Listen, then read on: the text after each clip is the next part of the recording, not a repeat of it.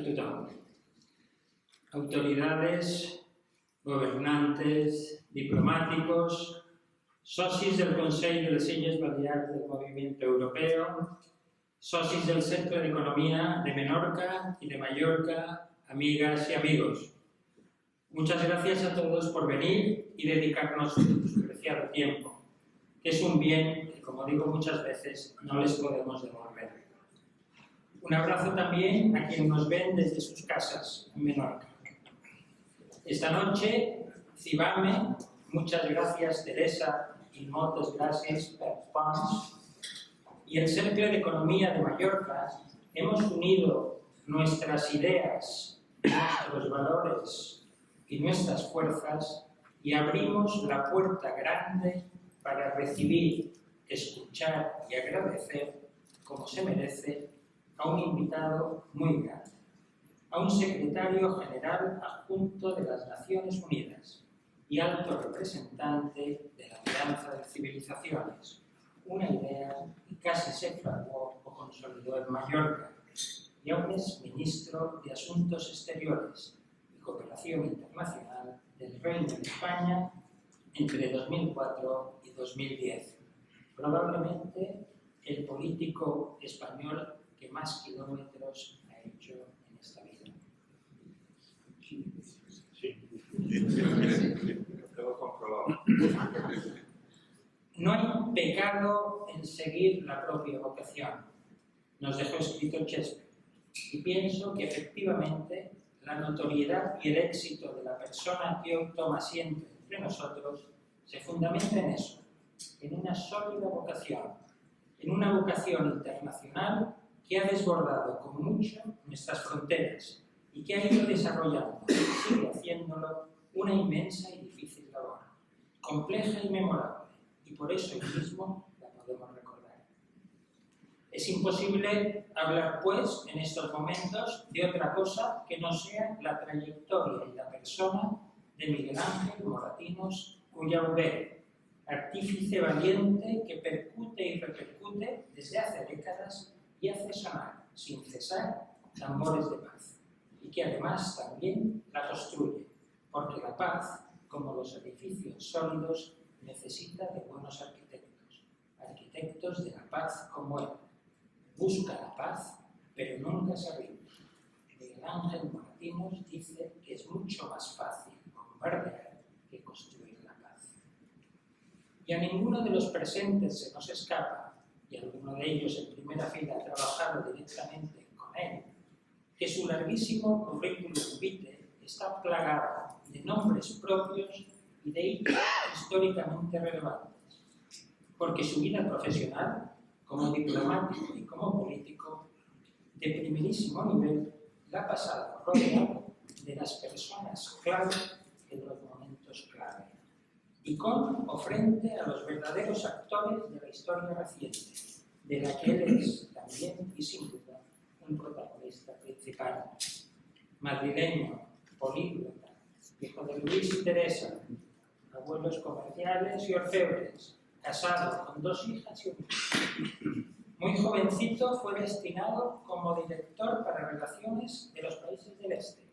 Era el experto de España de los países del Este. Casi lo envían a Rusia. Lo salvó su mujer por la campana. Fue nombrado después director general para el norte de África, luego para África entera y Oriente Medio próximo.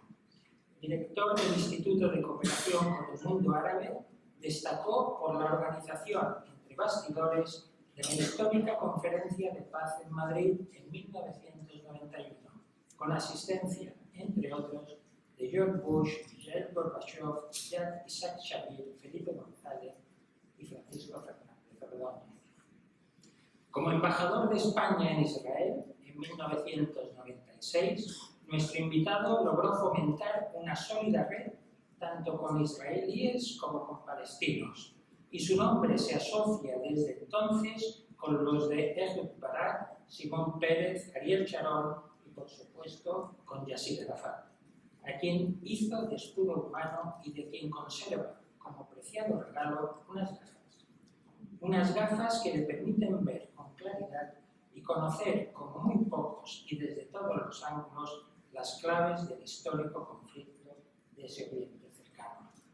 No es de extrañar que la decisión unánime de los entonces 15 ministros de Exteriores de la Unión Europea le convirtieran en el primer mediador europeo de Oriente Próximo. Que lo hizo no desde las moquetas de Bruselas, sino desde el terreno, entre arenas a veces movedizas, tanques y escombros, jugándose literalmente la piel. Así, con parabienes de amigos y enemigos, formó parte del grupo de notables que asesoró y catapultó a José Luis Rodríguez Zapatero, recibiendo la llamada de este un 28 de diciembre. Pero no era una inocentada. Era, por el contrario, una propuesta muy seria: asumir la responsabilidad del Ministerio de Exteriores y Cooperación con un primer trabajo duro, muy duro. Llamar nada menos que a primera hora de la mañana al secretario de Estado y general de 4 estrellas, hay algún general en la sala, Colin Powell, para decirle con toda la diplomacia, pero sin ningún rodeo, que España retiraba las tropas de Irak.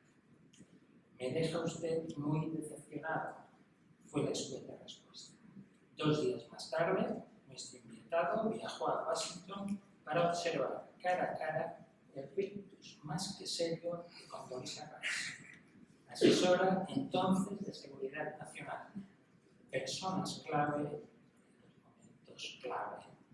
Yo tengo que terminar y no puedo relatar la cantidad de tratados que ha impulsado ni los múltiples honores, doctorados o premios que ha recibido.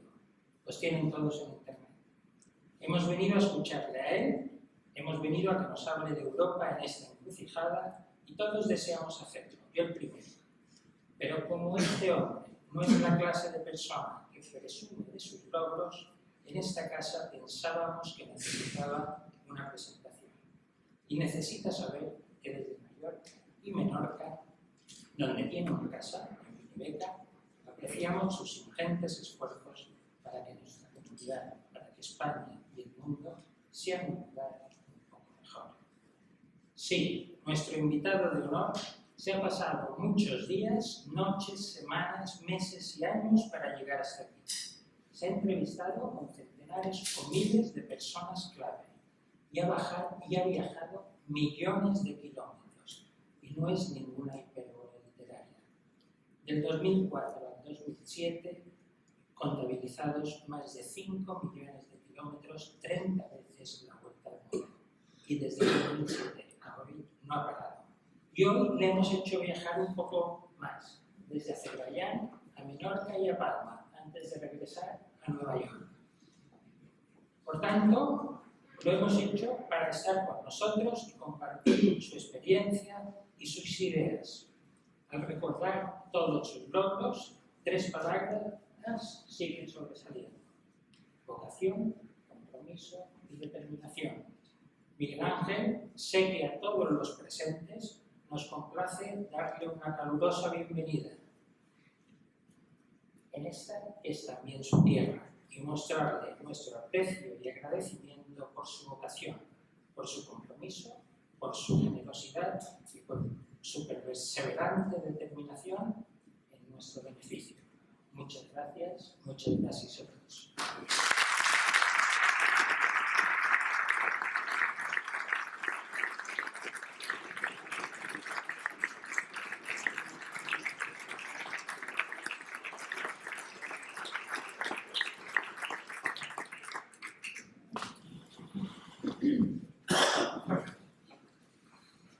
Buenas tardes. Muchísimas gracias a todas y a todos los que han acudido a esta conferencia y sean mis primeras palabras de agradecimiento a Pep.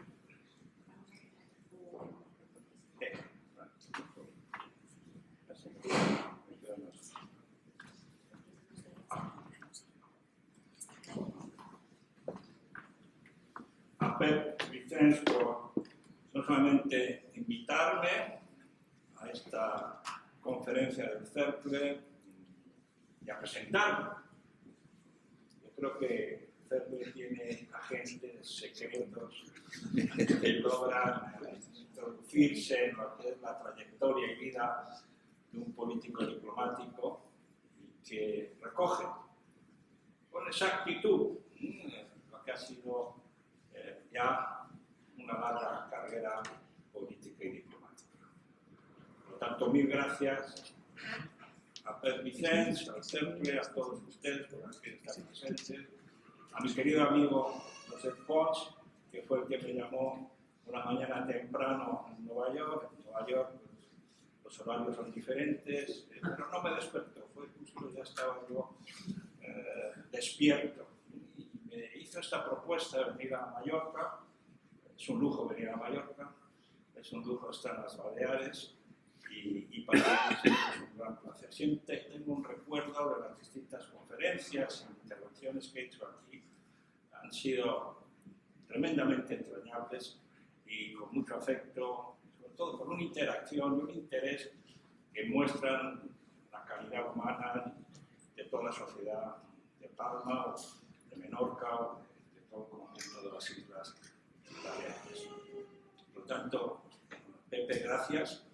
Pepe Pons es uno de los grandes diplomáticos españoles. Yo creo que los pequeños logros o logros que hicimos en el periodo de gobierno, del ministerio, de mi tiempo como ministro, mucho se lo doy a todos mis colaboradores y en particular a Pepe.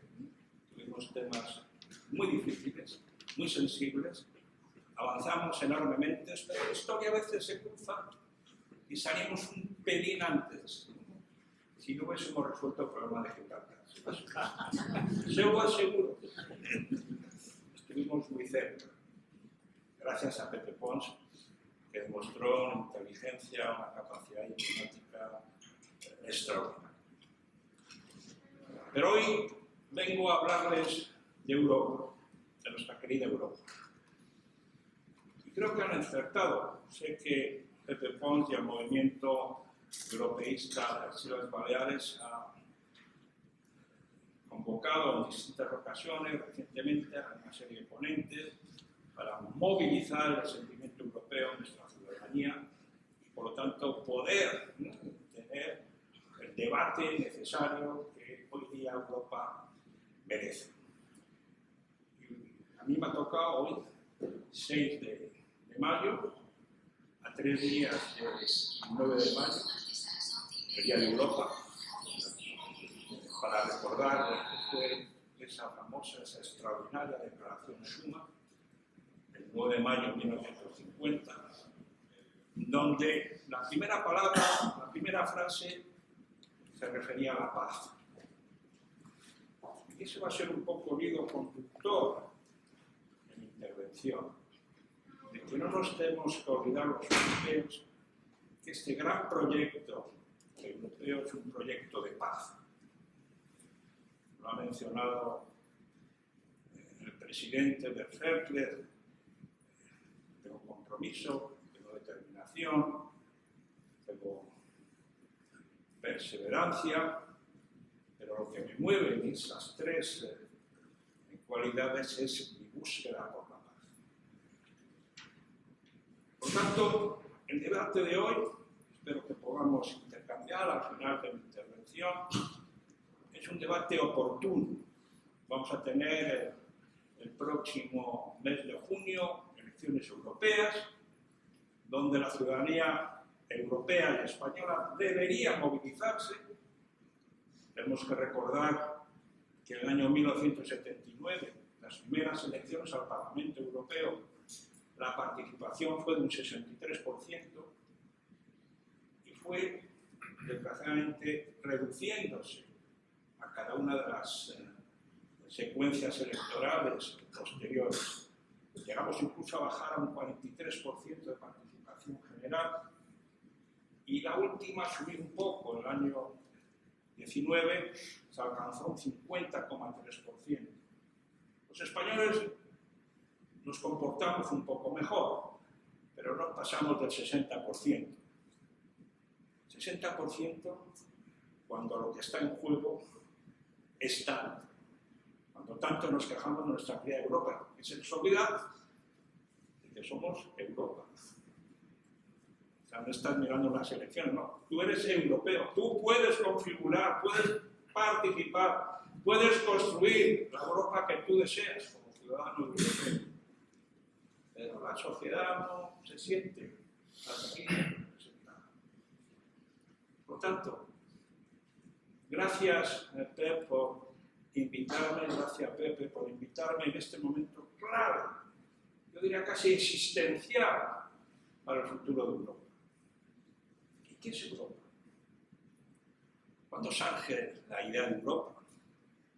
Me van a dejar retraerme en mi historia un poco para conceptualizar mi intervención.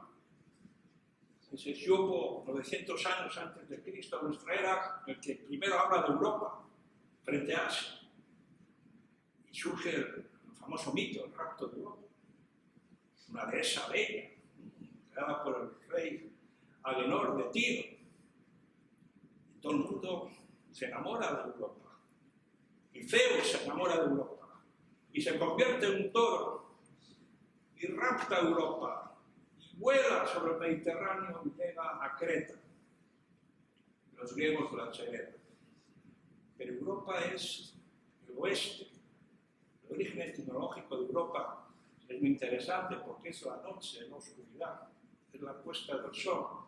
Frente al este, Eren, el Magreb, Europa. Para ellos, para los orígenes somos la oscuridad. Cuando en el futuro buscaremos, digamos, el esplendor de los logros que los europeos han conseguido a lo largo de la historia. Desde entonces, no voy a repetir la historia europea, pero ¿cuántos políticos, personalidades, filósofos soñaron con Europa? Desde la Pierre, Rousseau, William Penn, luego Victor Hugo, Mancini, nuestro querido Salvador de Madariaga, Ortega y Gasset. Una idea de Europa. Ortega decía que los europeos no saben vivir juntos si no tienen una empresa común que construir. Y cuando tenemos una empresa que construir juntos, podemos vivir juntos. O Salvador de Madariaga decía que es espíritu y voluntad. Tenemos que tener una idea del espíritu, de lo que es el elemento esencial de nuestro ser europeo. Y luego la voluntad de avanzar. Entre las miles de definiciones, hay muchas definiciones sobre qué es la Europa, o qué es la Unión Europea, sobre eso de la matización de los dos conceptos. A mí me gusta la que decía que la Europa se crea cuando la buscas, cuando la deseas, cuando te pones en movimiento. Y por eso el proyecto europeo es siempre un proyecto inacabado, porque nunca se detiene. El proyecto europeo es un proyecto que tenemos que ir construyendo. Y si nos damos cuenta desde los padres fundadores, y volveré ahora mismo sobre los padres fundadores, hasta ahora, se podrá constatar con satisfacción, con enorme satisfacción, lo que se ha conseguido en estos 60 años. Y eso es el producto de esa Europa en movimiento, un proyecto en movimiento, en construcción permanente, y que tenemos que adaptar a los riesgos y desafíos del momento diferente que se nos presenta. Y por eso yo me gustaría imaginen conmigo. Ahora, gracias a esta inteligencia artificial se podría hacer, no sería difícil, me parece que no tenemos tiempo, no le he dicho a organizadores, haber hecho un debate, nos hubiesen traído las máquinas y nos hubiesen traído a los padres fundadores, a Schumann, a Monet, a de Gaspari, a de Adenauer, y hubiesen sentado aquí, empezarían a hablar con nosotros y le preguntaríamos, padres fundadores, ¿estáis satisfechos de lo que habéis hecho? Y inmediatamente dirán, ¿cómo satisfechos? Súper satisfechos. Jamás podríamos haber imaginado, creído que iríamos tan lejos, porque lo que hicimos nosotros era ante un un siglo de guerras, de enfrentamiento, pues parar, hacer la paz y buscar una metodología, construir una comunidad del carbón y el acero, y luego un espacio, una aduana común, y luego pues hicimos las políticas comunes, y luego nos inventamos Schengen, luego nos inventamos el euro. Pero ¿cómo habéis podido? Si yo no podía imaginar, yo quería solamente un espacio comercial, económico, que paso a paso fuese avanzando. Éramos 6 al principio, ahora son 27. ¿Cuántos tratados? Son 8 tratados, han ido desarrollándose desde el año 51, con el primer tratado de la CECA y el Euratom. Estarían perplejos, estarían satisfechísimos.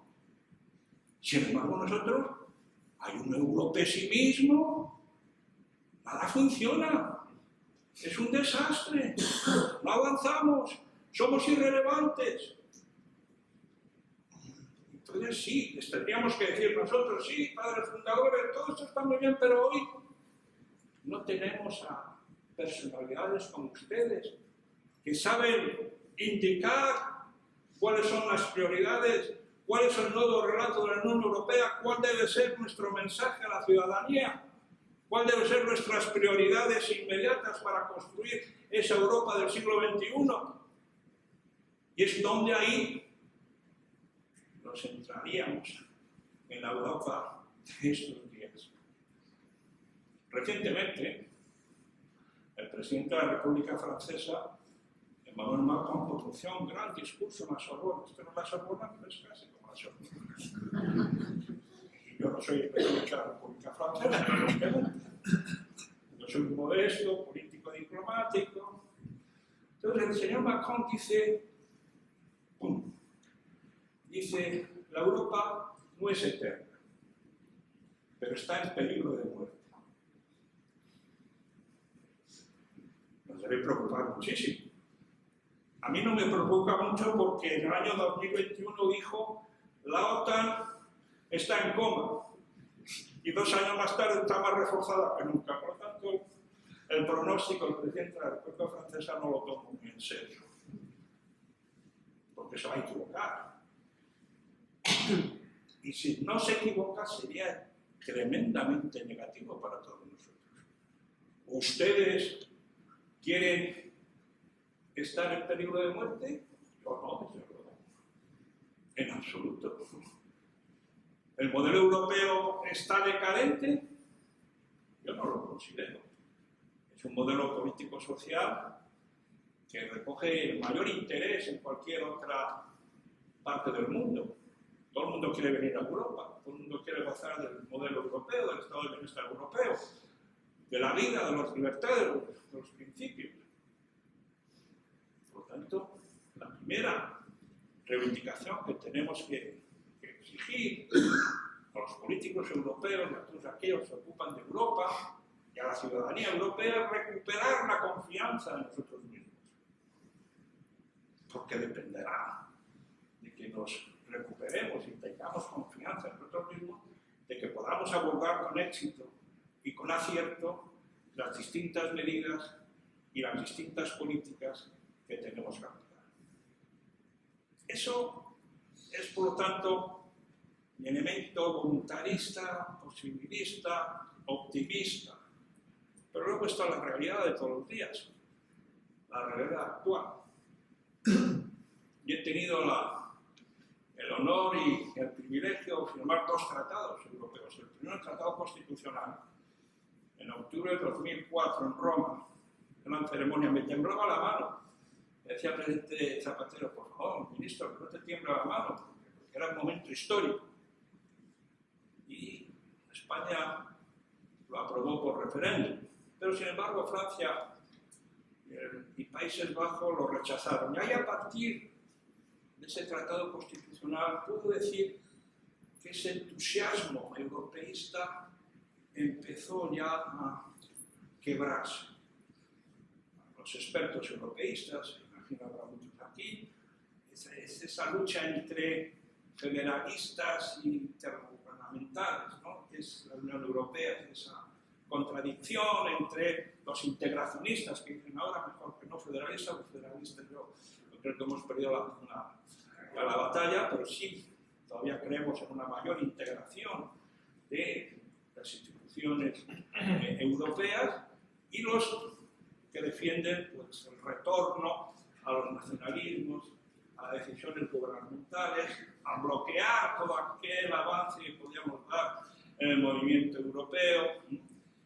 Y por lo tanto, cuando se pierde el Tratado Constitucional, se pierde ese espíritu en una Europa confiada. Yo tuve mucha suerte, era un gran privilegiado ser ministro de Asuntos Exteriores y de Cooperación Española en un momento en que Europa nos comíamos el mundo, teníamos ese afán, teníamos esa capacidad, teníamos esa determinación. Y eso se ha ido, desde mi punto de vista, y con todos los respetos que en distintas ocasiones defienden y han defendido el proyecto europeo, por lo tanto, con todo el respeto a la complejidad de la situación actual, no quiero dar lecciones a nadie, pero sí como observador, entre comillas, objetivo o subjetivo, por mi parte, decir que se ha perdido ese empujón, ese impulso europeísta que nos llevaba a creer que Europa seguía avanzando. Por lo tanto, después de la Constitución, el Tratado Constitucional del 2004, se adaptó, lo adaptamos y firmé el actual Tratado de Lisboa. O sea, todos los males pues, me lo pueden echar a mí, porque yo fui el que firmó el Tratado de Lisboa. Todo lo que no funciona, tengo yo gran responsabilidad. Por tanto, me siento corresponsable de esta Europa que después ya desde el 2009, cuando se puso en vigor, hasta ahora, pues no ha dado siempre la respuesta. Esto es el momento que he calificado al comienzo de mis palabras como existencial para Europa. Un momento que podría comparar con el momento de nacimiento de Europa. Un momento que deberíamos de pararnos y reflexionar qué queremos que sea Europa en esta fase del siglo XXI. Y tenemos que empezar por los distintos sectores, que es la Europa actual, y lógicamente empezar con el desafío político, institucional que tiene Europa. Sobre los principios. Bueno, a la gente no le gusta hablar de los principios. O si hablan es para decir que tienen principios, pero no los cumplen. Se nos llena la boca de principios, pero luego a la hora de ejecutarlos los olvidamos. Los padres fundadores nos dieron tres grandes principios. El principio de la complementariedad, ¿no? Poner el carbón y el acero juntos para no competir y por lo tanto trabajar juntos en el tema económico. Luego se inventaron un principio básico de la Unión Europea que no se oye hablar por nada, la convergencia. Los países ricos, los países que llegaban a Europa porque eran menos desarrollados, pero la voluntad era converger y ayudar a los que no tenían recursos para poder, evidentemente no era un ejercicio, digamos, altruista, porque los grandes lo que querían es ampliar los mercados y que los pobres recién llegados pues fuesen consumidores, ampliasen los mercados, pero bueno, eso nos ayudó a muchos países a converger, la convergencia. El tercer principio es la subsidiariedad, mucho más complejo, pero mucho más necesario, porque era decidir quién y cómo se deben llevar las mejores políticas. Algunas políticas se deben de llevar a nivel municipal, que son más eficaces, otras políticas se deben llevar a nivel regional, y son muy eficaces, otras a nivel nacional y otras a nivel europeo. La subsidiariedad. Definir claramente quién debe hacer, quién debe ocuparse, quién debe coordinar, cómo se debe hacer. Es más complejo, claro, pero es que el mundo es más complejo, señores y señoras. Es que vivimos en un mundo muy complejo. Pero esto no nos debe asustar. Por eso el ser humano ha sido capaz de afrontar los distintos retos y desafíos. Por lo tanto, esos tres principios, no. Y luego ya el gran, olvidado, gran principio de la solidaridad. Ese que, pues amigos, ese no existe, ya no se practica. Son los buenistas, el zapatismo latino, no son los buenistas, no. No, solidarios, ser solidarios. COVID, el COVID-19, pues nadie era solidario. Cada uno mira para él. No es una solidaridad europea o con la inmigración. Unos reciben más y otros, pues hasta que no llegan en tren, como le pasó a la señora Merkel, y se plantan en Berlín, entonces se descubre que tienen que hacer algo. Entonces se preocupan, pero hasta en ese momento, pues que los cayucos lleguen a Canarias o a Málaga o a Mallorca. O a Ibiza no se preocupaba la migración a la gente del centro y del norte de Europa. Solidaridad. Desapareció. Pues tenemos que recuperar esos principios. Y luego tenemos que reforzar la democracia. Hubo una declaración que casi se ha olvidado, la declaración de Laken, se acordará, en 2001, la propuso el primer ministro belga, Guy Verhofstadt, que yo le pediría que la releyese, ¿no? 2001, y que queremos una Europa democrática, transparente y eficaz, en un mundo multipolar. Queremos una Europa democrática, transparente y eficaz en un mundo multipolar. Estamos en 2024. ¿Tenemos una Europa democrática? Sí, tenemos un Parlamento. ¿Pero cuál es el papel del ciudadano? Nuestro querido presidente del gobierno, Felipe González, creó una iniciativa extraordinaria que es el Parlamento, que es el de la ciudadanía europea. ¿Te acuerdas, Pepe? Era que cada ciudadano europeo tenía una mochila de derechos europeos y cuando iba a un país se tenía los derechos europeos, se ponía la mochila europea y le trataban como un europeo. Esa parte no se ha desarrollado. La democratización del Parlamento, sí, hemos mejorado, se hemos dado más de eso, pero queda todavía mucho por hacer. La transparencia, sí. Está relacionado con la economía y las finanzas. El Comité de Basilea, ¿ustedes saben quién es el Comité de Basilea? Es el que decide si sube o no suben los intereses, las tasas. Yo les tengo que decir, cuando era ministro entró la gran crisis del 8 y del 9, 2008, 2009, no nos enteramos. Nadie sabía qué hacían en Basilea. El núcleo opaco se reúne.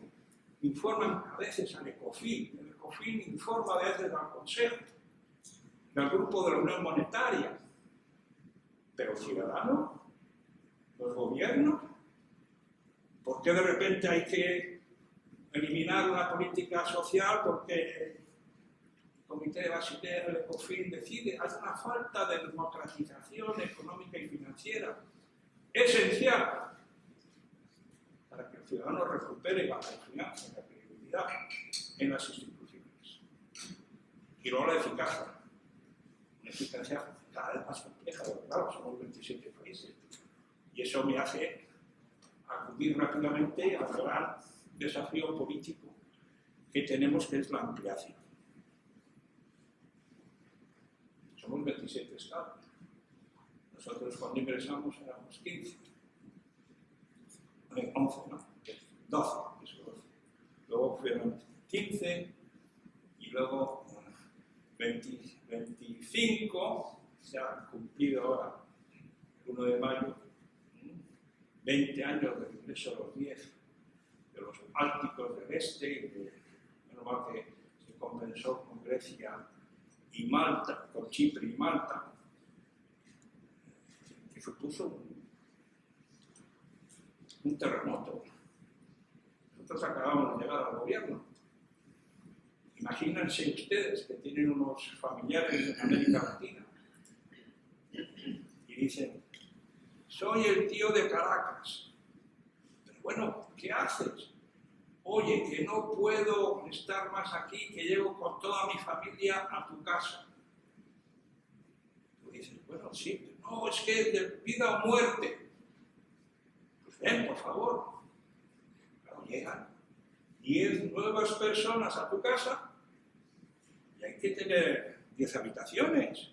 Hay que tener un salón donde sentarse, hay que tener un comedor donde comer. Y eso no lo hicimos.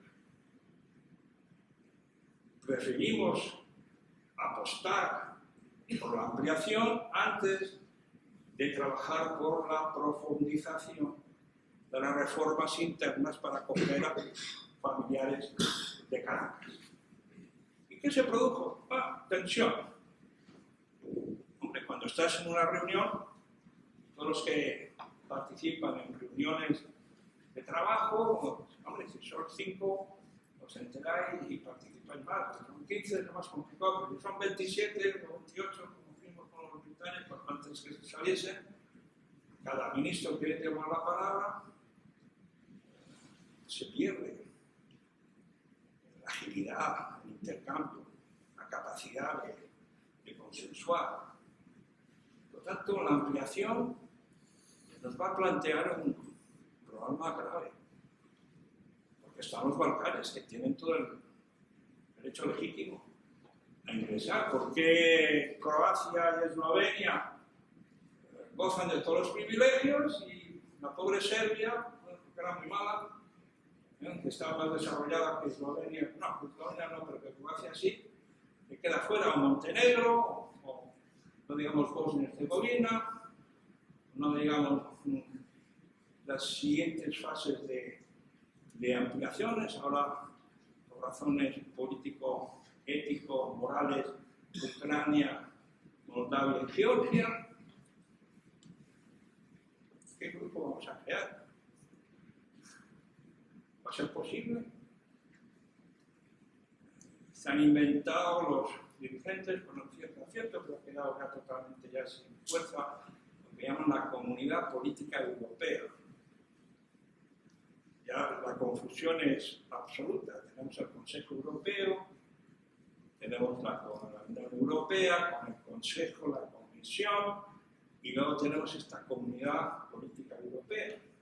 Claro, tú esto se lo explicas a los norteamericanos, a los sudafricanos, el famoso de Kissinger, no tengo el teléfono, ¿no? De Europa, ¿a quién llamo? Entonces, después de Lisboa decíamos, para defenderlo, yo decía, para decir, sí, ahora sí que tienes el teléfono. Lo que pasa es que el teléfono es con llamas a Bruselas, sale una sola voz. Si quiere hablar con el presidente del Consejo, aprieta A. Si quiere hablar con el presidente de la Comisión, aprieta B. Si quieres hablar con el alto representante de política, se aprieta C. Si quieres... Muy complicado. Pero posible, porque tenemos que decir en honor de la verdad que la integración de estos 10 nuevos países pues no ha ido tan mal. Lo único que ahora el centro de gravedad de los, digamos, los viejos europeístas al mundo báltico, al mundo de Centro Europa, y los europeos de siempre, entre comillas, más involucrados en la construcción e integración europea, nos quedamos en una situación de cierta incomodidad. Pero eso será uno de los retos fundamentales que tendremos que hacer frente. La reforma económica y financiera, como les decía, han hecho avances después del caos, de la mala gestión, y lo sufrimos nosotros los españoles, y luego el gobierno en el que tuve la honra de participar en la crisis financiera de 2008-2009. La Reserva Federal en Estados Unidos no hizo la política Merkel.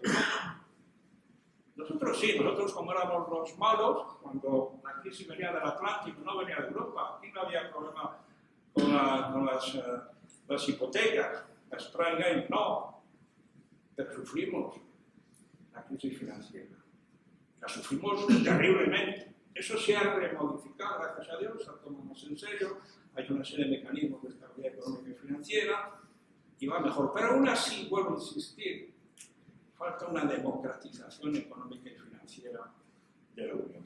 Los fondos de nueva generación, después del COVID, son bienvenidos, el mercado de la energía, el mercado ibérico ha sido un gran respiro. O sea, no todo es negativo, se ha avanzado, ha habido logros, pero vamos a tener que seguir insistiendo. Porque si no, el ciudadano tendremos otras pruebas difíciles de superar. El tercer gran desafío es el social, innovación, tecnología.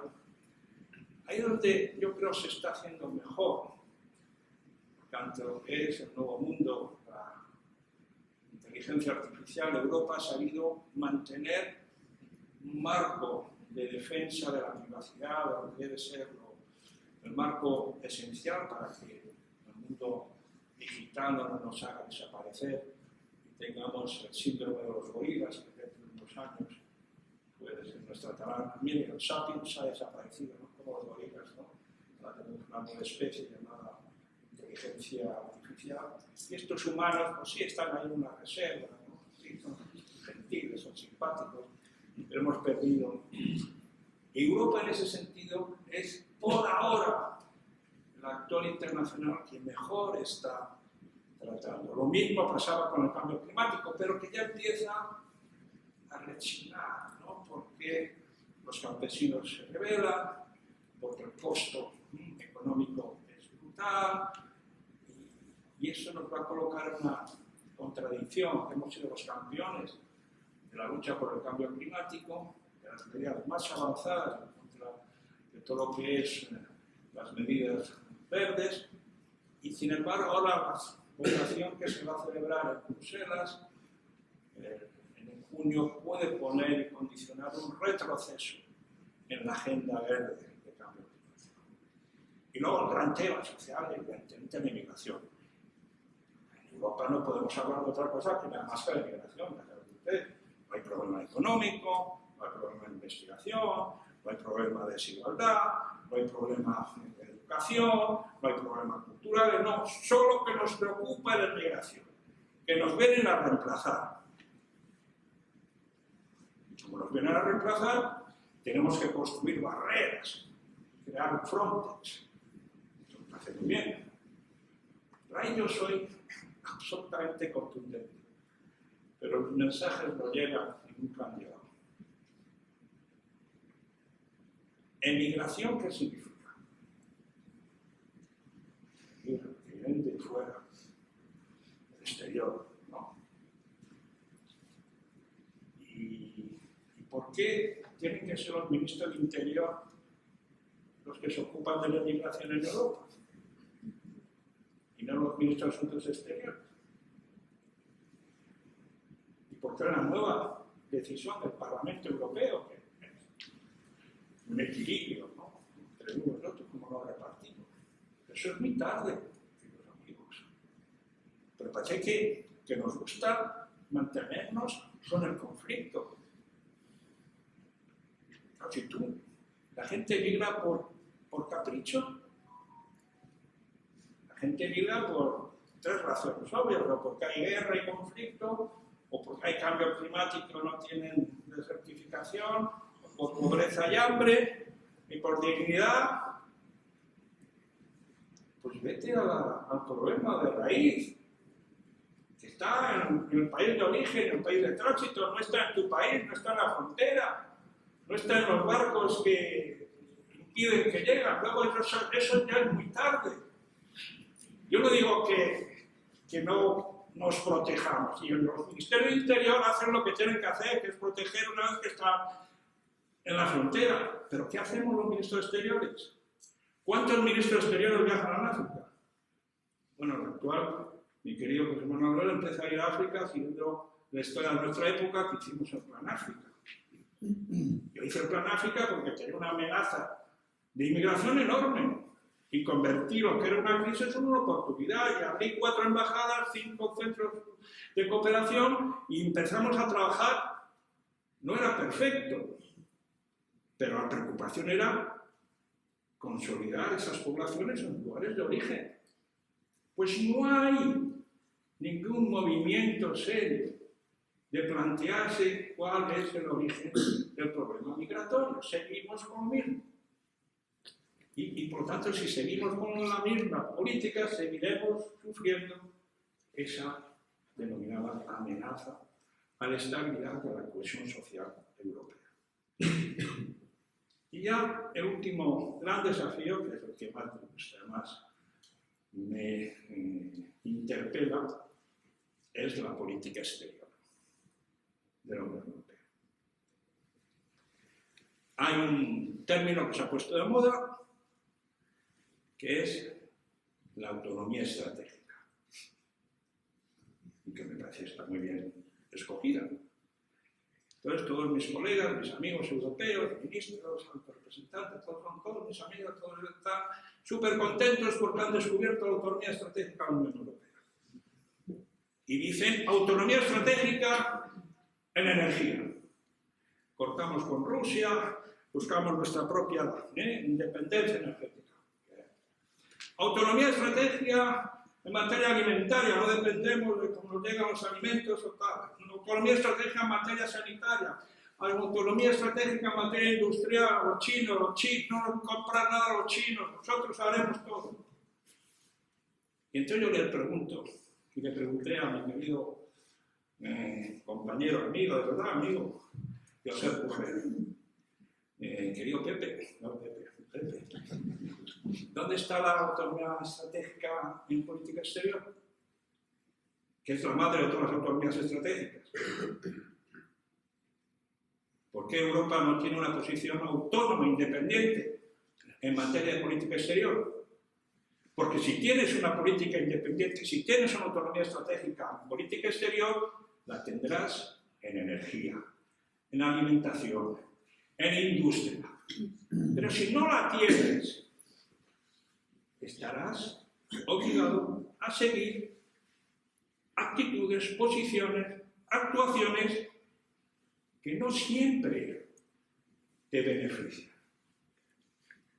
Ha publicado hace unas semanas nuestro querido amigo Enrico Letta, un gran europeísta, un documento muy interesante que es la reforma del mercado interior.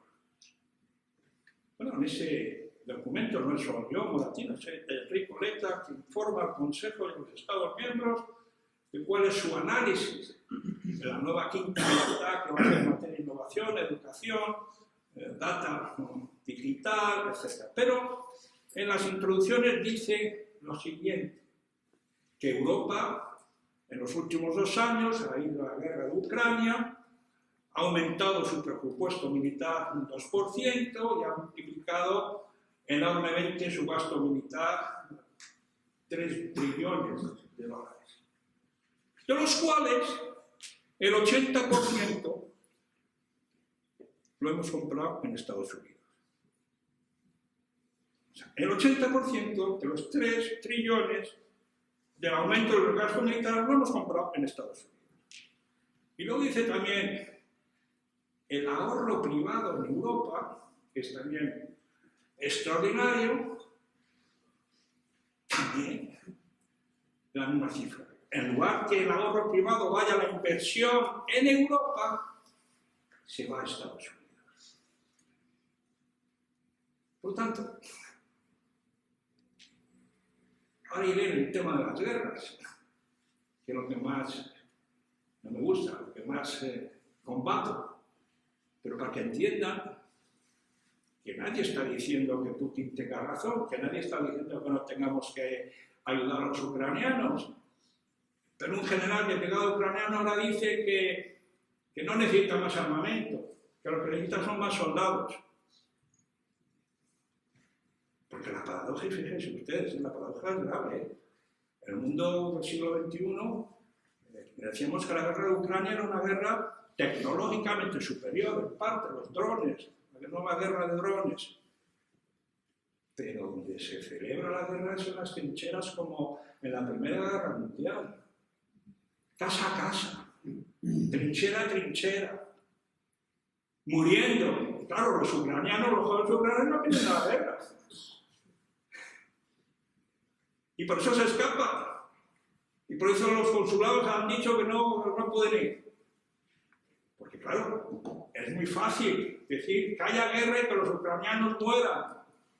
Desde Bruselas, desde Washington, desde la OTAN, desde todos los sitios, nosotros mandamos armas que compramos en Estados Unidos. Y los ucranianos que mueran. Hay un patriotismo, sí, muy patriotas hasta un punto.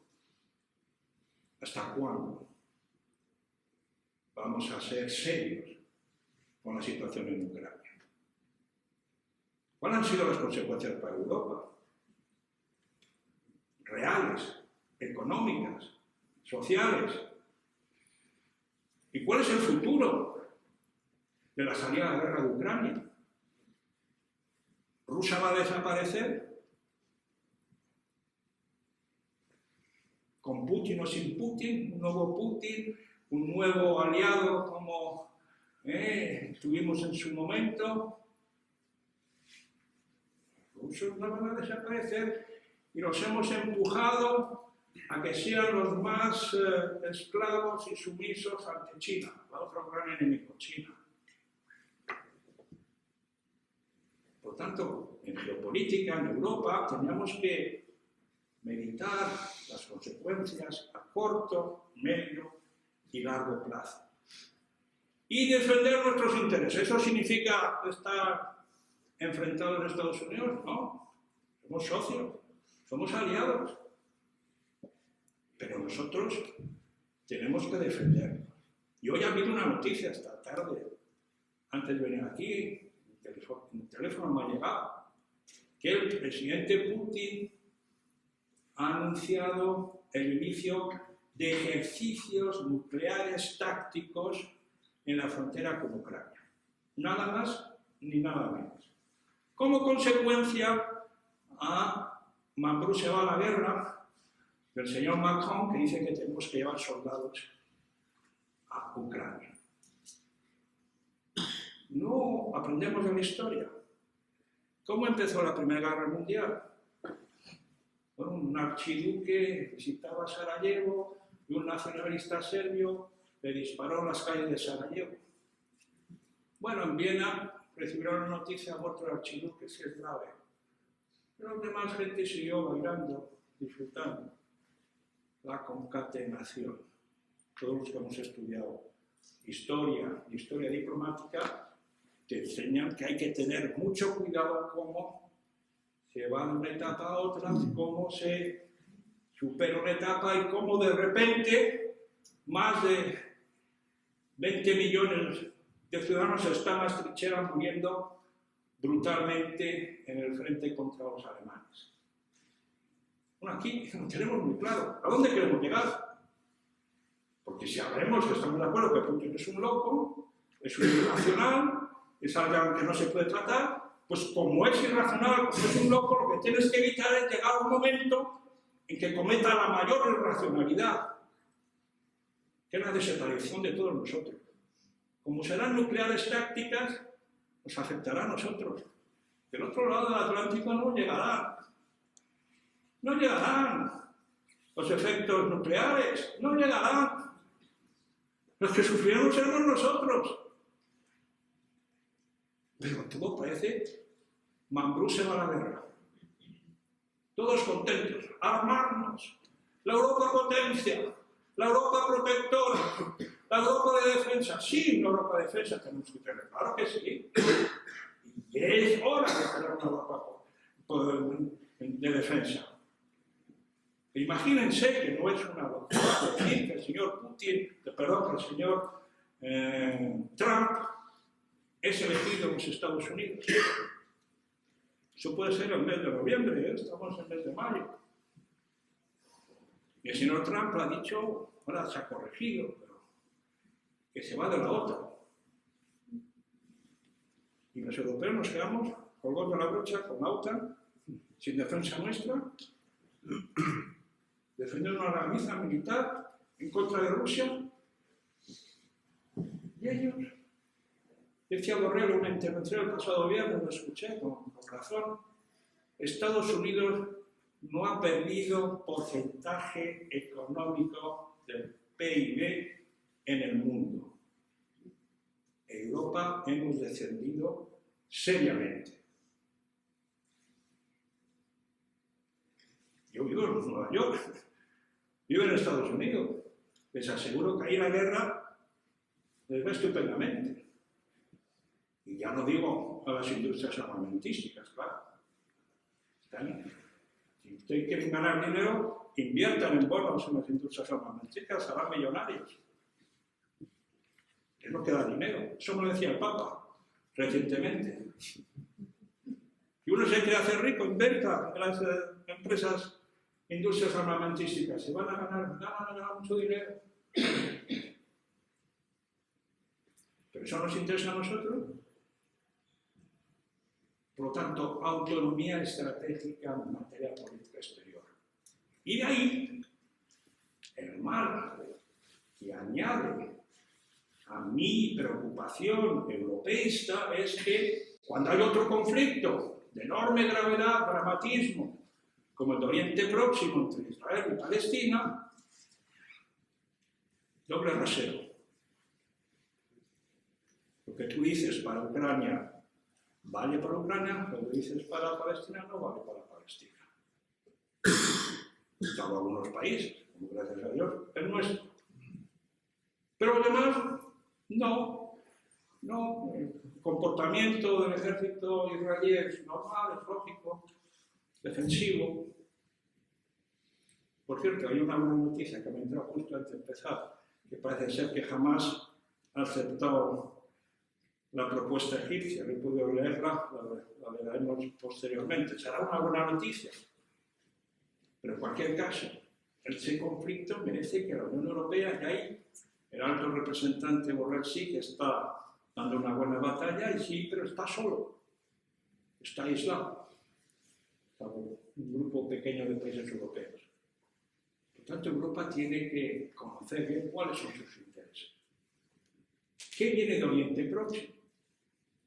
No solamente gas y petróleo, porque no venían solo de Rusia, sino también de los países del Golfo.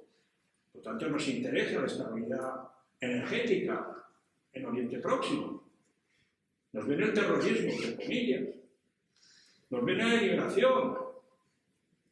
Son asuntos vitales para la Unión Europea. Y en ambos casos, más sangrante todavía en Ucrania, pero también en Oriente Próximo, Europa no está activa en la diplomacia europea. No ha habido ni un solo intento de negociación seria por parte europea de poner punto final a la guerra en Ucrania. Y estoy dispuesto a debatir con todos ustedes sobre aquellos que dicen que no se puede negociar con Putin, se puede negociar con todo el mundo, queridos amigos. Incluso con la diplomacia no se ha inventado para tomar té con tus amigos. La diplomacia se ha inventado para negociar con tus enemigos y tus adversarios. Si yo me gusta tomar un té en Palma de Mallorca, vengo a Palma de Mallorca. Pero si tengo que ir sobre el terreno porque hay una negociación difícil, hay que ir y tratar de convencer. Y esto es lo que no se ha hecho y lo que no se dice. Y cuando se dice, le consideran a uno agente de Putin. Bueno, pues yo no soy agente de Putin, de nadie, ya mis años, pero le puedo señalar que es una decepción, porque Europa siempre ha tenido un papel extraordinario. Yo vi la crisis en Georgia, entre Rusia y Georgia. En aquel entonces el presidente francés Sarkozy, que se le puede criticar aquí y allá, pero bueno, era un presidente activo, cogió un avión y se fue a Moscú. Y de Moscú se fue a Tbilisi y estableció un plan y paró la guerra. Aquí no se ha hecho nada. Ha hecho unas llamadas, sí, he llamado, no son serios. Pero no ha habido una constancia. La diplomacia es perseverancia, como decías, perseverancia. Si no te aceptan la primera vez, para la segunda vez, o buscas otra nueva oferta, o buscas una nueva entrada, o buscas la manera. Pero la arrogancia occidental nos ha llevado a que estemos aislados. presidente en Naciones Unidas. Las votaciones que se aplauden, hemos ganado 142, a nivel político, demográfico, Europa y Occidente pierden peso.